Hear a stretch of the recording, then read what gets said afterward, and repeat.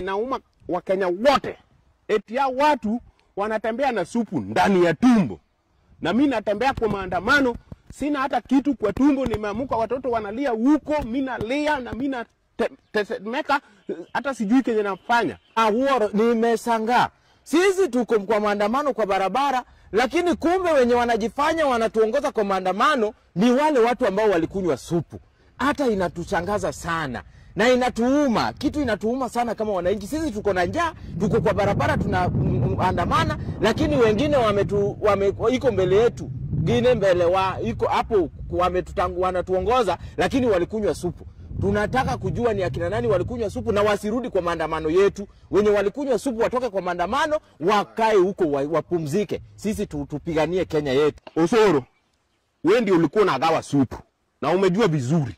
Tuambie watu wazimio wenye walikunywa supu. Hesabu. Ukimaliza kuhesabu, tutakuja kuwatafuta. Alafu tuwaite hapa watupatie hiyo supu si pia tukunywe.